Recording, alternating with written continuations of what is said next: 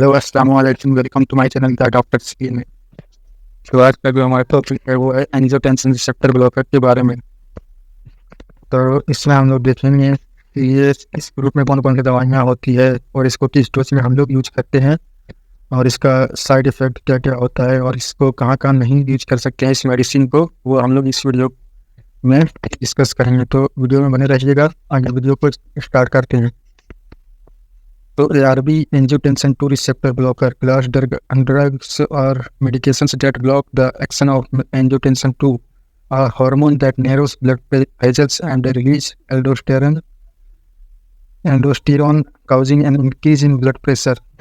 ये क्या करता है कि ये जो एंजियोटेंसिन 2 रिसेप्टर जो होता है वो हमारे ब्लड वेसल को नैरो करता है, और नैरो जब हमारा ब्लड वेसल को कर देता है, वेंस को जब नैरो करता है, तो क्या होता है कि हमारा बीपी इंक्रीज हो जाता है। और ये इस तरह से वेसल्स को नैरो करके ये इंक्रीज करता है हमारे बीपी को, और ये जो एंजियोटेंसिन 2 रिसेप्टर है ये इस तरह से काम करता है। उसके बाद फिर हम लोग देख लेते हैं ARBs। और जो हमारा एंजियोटेंसिन रिसेप्टर ब्लॉकर जो होता है वो हेल्प करता है relax block vessels thereby lowering blood pressure and making it easier for the heart to pump blood.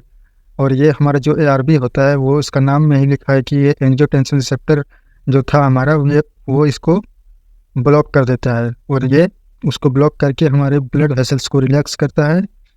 तो जब हमारा ब्लड वेसल्स रिलैक्स होता है और डायलेट होता है तो हमारा बीपी जो है वो ऑटोमेटिकली नॉर्मल हो जाएगा इस तरह से। और इसके बाद ये एक और काम से आता है कि ये हार्ट को पंप करने में और भी ज़्यादा आसान कर देता है। उसके बाद these drug are commonly use to treat high blood pressure. और ये दवाई जो है हाइपरटेंशन में यूज होता है, क्योंकि ये जो हमारा वेंस को डायलेट करके ये बीपी को कम करता है, इसलिए ये दवाई हाइपरटेंशन में काम करता है और हार्ट फेलियर में काम करता है एंड क्रोनिक किडनी डिजीज में काम करता है। और CKD में इसलिए काम करता है कि ये जो मेडिसिन होता है ये एंटी प्रोटीन यूरिक भी होता है। तो ये प्रोटीन जो हमारे क्रोनिक किडनी डिजीज में क्या होता है कि प्रोटीन का सिक्रीशन बहुत ज़्यादा बढ़ जाता है, यूरिन के थ्रू पास आउट होने लगता है। तो ये दवाई देते हैं तो प्रोटीन का जो सिक्रीशन है उसको कम कर देता है और हमारे जो किडनी है उसको भी ठीक करता है। तो इस तरह से ये मेडिसिन हमारा काम करता है। और इसके बाद फिर हम लोग देख लेते हैं फार्माकोकाइनेटिक्स ऑफ ARBs। और ARB का फार्माकोकाइनेटिक देख लेते हैं, इसका एब्जॉर्प्शन कैसे होता है। ARBs are usually well absorbed orally. जो हमारा एंजियोटेंसिन रिसेप्टर ब्लॉकर होता है वो ओरली बहुत अच्छा एब्जॉर्ब होता है। Food can affect the absorption of some ARBs।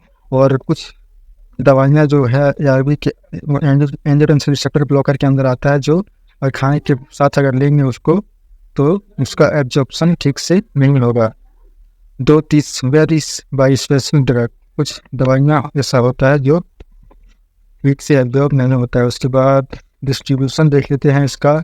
They are distributed throughout the body and bind significantly to plasma protein से। ये प्लाज्मा प्रोटीन के साथ बाइंड होकर डिस्ट्रीब्यूट होता है। उसके बाद फिर हम लोग देख लेते हैं मेटाबॉलिज्म इसका कैसे होता है। ARB जो हमारा एंजियोटेंसिन रिसेप्टर ब्लॉकर होता है और primarily metabolized in the liver, ये लीवर में मेटाबोलाइज होता है। Some are products that are converted into their active form in the liver. और कुछ प्रोडक्ट्स होता है जो लीवर में एक्टिव होता है। उसके बाद फिर हम लोग देख लेते हैं इसका एक्सक्रीशन कैसे होता है, ये बाहर कैसे निकलता है। The excretion of ARB angiotensin receptor blocker occurs through urine and faeces. ये यूरिन के थ्रू ये दवाई निकलता है और स्टूल के थ्रू भी ये मेडिसिन निकलता है। With the elimination half life varying among different drug in the class. और इसमें हर दवाई का एक अलग अलग हाफ लाइफ होता है। और उसका जो कॉमन साइड इफेक्ट होता है ARB का, उसमें है डिजीनेस, जैसे कि चक्कर आना, हेडेक, हाइपरकेलेमिया, जो कैल्शियम का लेवल है वो बहुत ज़्यादा बढ़ जाएगा, और फटीग होगा, हाइपोटेंशन भी करा सकता है। उसके बाद एंजियोइडिमा, ये बहुत ही रेयर होता है एंजियोइडिमा, लेकिन ये जो ऊपर का जो मैंने बताया वो काफ़ी कॉमन है, ये आपको देखने को मिल सकता है और नहीं भी किसी तरह में देखने को नहीं भी मिलता है। उसके बाद फिर हम लोग देख लेते हैं कॉन्ट्रा इंडिकेशंस, मतलब किस पेशेंट के अंदर ये ARB ग्रुप का जो मेडिसिन होता है उसको प्रिस्क्राइब नहीं करना है। तो Contra indication of ARBs pregnancy में हम लोग इसको अवॉइड करेंगे, क्योंकि जो एंजियोटेंसिन रिसेप्टर ब्लॉकर होता है वो कॉन्ट्रा इंडिकेटेड होता है प्रेगनेंसी के अंदर, क्योंकि ये during pregnancy due to the risk of harm to the developing foetus, ये जो डेवलप हो रहा होता है प्रेगनेंसी के अंदर फीटस, तो उसको ये नुकसान पहुंचा सकता है। इसलिए हम लोग ARB ग्रुप का कोई भी मेडिसिन प्रेगनेंसी में प्रेस्क्राइब नहीं करते हैं। उसके बाद फिर देख लेते हैं रीनल आर्टरी स्टेनोसिस। अगर किसी पेशेंट को ये डिजीज है तो भी हम लोग ARB ग्रुप का मेडिसिन इसमें हम लोग प्रेस्क्राइब नहीं करेंगे। Patient with bilateral renal artery stenosis, अगर पेशेंट को दोनों किडनी में रीनल आर्टरी स्टेनोसिस है या फिर स्टेनोसिस ऑफ सिंगल किडनी या फिर कोई एक में भी स्टेनोसिस है, should avoid ARBs due to the risk of worsening renal function. अगर हम लोग इसको इसमें इस डिजीज में ले रहेंगे तो ये हमारे किडनी फंक्शन को और भी ज़्यादा खराब कर सकता है। उसके बाद हम लोग हाइपरकैलेमिया पेशेंट के अंदर नहीं देंगे, क्योंकि ये दवाई पोटेशियम लेवल को हमारे ब्लड में बढ़ाता है। तो अगर किसी पेशेंट का कैल्शियम लेवल पहले से ही अगर हाई है तो उसमें हम लोग इसमें बिल्कुल यूज़ नहीं करेंगे, नहीं तो हमारा पोटेशियम का लेवल ज़्यादा हो जाएगा और उसमें हम लोगों को बहुत ही सीवियर कंडीशन देखने को मिल सकता है। With elevated potassium level should use caution when taking ARBs। तो ARBs को हम लोग यूज नहीं करेंगे हाइपरकैलेमिया में। और इसके बाद फिर हम लोग देख लेते हैं hyper sensitivity, any non hyper sensitivity और ओरली टू ARBs और any of their components is Contra indication. अगर कोई भी पेशेंट को ARB क्लास का जो मेडिसिन होता है उससे अगर सेंसिटिविटी है या फिर किसी भी मेडिसिन से अगर एलर्जी है तो इसमें भी हम लोग इस मेडिसिन को अवॉइड करेंगे। इस ग्रुप के मेडिसिन को हम लोग इसमें नहीं देंगे। और उसके बाद फिर हम लोग देख लेते हैं जो टेंशन रिसेप्टर ब्लॉकर में कौन कौन सी मेडिसिन होता है और उसका डोज कैसे देना है वो हम लोग देख लेते हैं। तो हमारा जो एंजियोटेंसिन 2 एंटागोनिस्ट है वो है हमारा सबसे पहले लोसार्टन, जो कि 25 mg से लेकर 50 mg तक मार्केट में आप लोगों को देखने को मिल जाएगा टैबलेट फॉर्म में। और उसको यूज़ करना है 25 mg से लेकर 50 mg तक मैक्सिमम आप दिन में एक बार दे सकते हैं। और अगर स्टार्ट तो आप 25 mg से करेंगे, लेकिन अगर इतने में अगर BP ठीक से मैनेज नहीं हो रहा है तो आप डोज को बढ़ा करके 50 mg तक जा सकते हैं। लेकिन 50 mg मैक्स डोज है, इससे ज़्यादा आप लोग नहीं बढ़ा सकते हैं। नहीं तो अगर इससे ज़्यादा बढ़ा देंगे तो उससे ड्रग ओवरडोज हो सकता है और इससे सीरियस साइड इफेक्ट देखने को मिल सकता है। तो फिर ये चीज़ आप लोग ध्यान रखिएगा। और इसको देना है दिन में से एक बार 25 mg से स्टार्ट करना है। और इसका जो कुछ ब्रांड नेम है जैसे कि लोसागार्ड, ऑलसार्टन, नोसाकार, यहाँ पर बहुत सारा मैंने ब्रांड नेम लिखा है, तो आप कोई इसमें से यूज़ कर सकते हैं। और उसके बाद हम लोग देते हैं 1 daily dose, less incidence of cough, reduce LDL cholesterol. और ये मेडिसिन हमारे LDL कोलेस्ट्रॉल को कम करता है और ये उस पेशेंट में इस मेडिसिन लेने के बाद काफ़ी भी देखने को मिल सकता है। तो ये आप ध्यान में रखिएगा। और उसके बाद फिर हम लोग जो हमारा दूसरा मेडिसिन है इस ग्रुप के अंदर वो देख लेते हैं।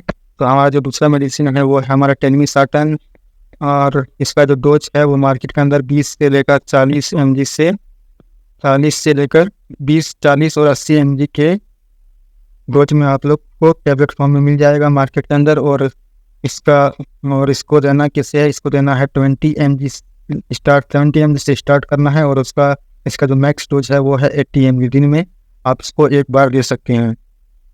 और यहाँ पर कुछ मैंने लिखा है ब्रांड नेम, वो आप देख सकते हैं। अर्बाइटल, टीजर, टेलडे, टेलिस्टा आप लोग देख सकते हैं। और इसका ये कुछ कॉम्बिनेशन में आता है, जैसे कि रेमिप्रिल के साथ आता है। तो उसका जो ब्रांड नेम है वो है अर्बाइटल आर, क्रेसर आर, और Telday R, telmisartan R with amlodipine. और ये एम्लोडिपिन के भी साथ आता है, जिसका ये ब्रांड नेम है अर्बाइटल AM, टेली AM। तो अगर आप लोगों को कॉम्बिनेशन का जरूरत कब पड़ेगा, जब आप लोग 80 mg तक डोज को पहुंचा देंगे और वहां तक पहुंचाने के बाद भी आपका BP ठीक से मैनेज नहीं होगा आपके पेशेंट का, तो फिर आप कॉम्बिनेशन ड्रग को यूज कर सकते हैं। अगर आप अर्बाइटल AM जैसे कि एम्लोडिपिन और टेलमिसार्टन का कॉम्बिनेशन आप यूज कर सकते हैं इस तरह से। आप यूज करके बीपी को आप मैनेज कर सकते हैं। उसके बाद जो हमारा तीसरा दवाई है वो है कैंडी साटन, जो कि 4 mg से लेकर 8 mg के डोज में आप लोगों को mg के डोज में आप लोगों को मिल जाएगा। और इसको स्टार्ट करना है 4 mg से स्टार्ट कर सकते हैं। और इसका जो मैक्स डोज है वो है 32 mg, इससे ज़्यादा आप आगे नहीं जा सकते हैं। ये है मैक्स डोज। आप 4 mg OD से स्टार्ट कर सकते हैं। अगर आप लोगों को डोज बढ़ाना ही है, बढ़ाने का अगर ज़रूरत पड़ गया है, अगर 32 mg को दिन में देना पड़ रहा है 32 mg का डोज, तो आप लोग इसको डिवाइड कर देंगे। 16 mg सुबह में देंगे, 16 mg शाम में। इसका डोज BD का देना होगा। अगर आप बढ़ा करके दे रहे हैं तो आप दिन में इसको 2 बार करके दें, तो ये अच्छा टॉलरेट करेगा। और इसका जो ब्रांड नेम है वो है कैंडिसा कैंटार, वो आप लोग यहाँ पर देख सकते हैं। और उसके बाद जो हमारा चौथा दवाई है वो है वालसार्टन, जो कि हमारा 40 mg, 80 mg और 160 mg के डोज में आता है टैबलेट फॉर्म में। और इसको स्टार्ट करना है 20 से लेकर 80 mg और 20 mg से लेकर 80 mg का OD स्टार्ट कर सकते हैं। और इसका जो मैक्सिमम डोज है वो है 160 mg, इनमें एक बार दे सकते हैं इसको। और यहाँ पर जो वैलेंट वाला जार के नाम से आपको मिल जाएगा ये मेडिसिन। उसके बाद जो हमारा आखिरी दवाई है वो है ओल्मिसार्टन, जो कि 20 mg और 40 mg का टैबलेट फॉर्म में आता है। और इसको आप स्टार्ट कर सकते हैं 20 mg से। और इसका जो मैक्सिमम डोज है वो है 80 mg, दिन में एक बार आप दे सकते हैं। ये भी OD चलेगा, क्योंकि लॉन्ग एक्टिंग, सारा मेडिसिन लॉन्ग एक्टिंग है, तो इसको सिर्फ 24 घंटे में एक ही बार देना है, दिन में एक बार बस। और यहाँ पर इसका भी देख सकते हैं ब्रांड नेम है, जो कि ओल्मीसिप है, ओल्मीडोर, ओल्मीजेस्ट और ओल्सार विथ HCTS के साथ आता है, जिसका नाम है इसका ब्रांड नेम है ओल्मीजेस्ट H विथ रेमोप्रिड के साथ आता है, उसका नाम है ओल्मी आर विथ एम्लोडोपिन के भी साथ कंपोजिशन के साथ में आता है, जिसका नाम है ओल्मीजेस्ट AM। तो आप लोग इन सब दवाइयों को दिन में एक बार यूज कर सकते हैं। और इनमें से कोई भी जो आपके पेशेंट को सूट करे, टॉलरेट करे, बॉडी के अंदर अच्छे से एडजस्ट हो, वो आप यूज कर सकते हैं दिन में एक बार। डोज मैंने आपको बता दिया है और ब्रांड नेम भी आपको बता दिया है, तो आप लोग इनमें से कोई भी एक दवाई आप प्रिस्क्राइब कर सकते हैं। और तो आज का जो टॉपिक था वो था हमारा ARV क्लास मेडिसिन का। तो इसमें हम लोगों ने देखा इसका साइड इफेक्ट, इसका कॉन्ट्राइंडिकेशन और इसका डोजेस के बारे में देखा, और इसमें कौन कौन सी दवाइयाँ होती है वो देखा हमने उसको। और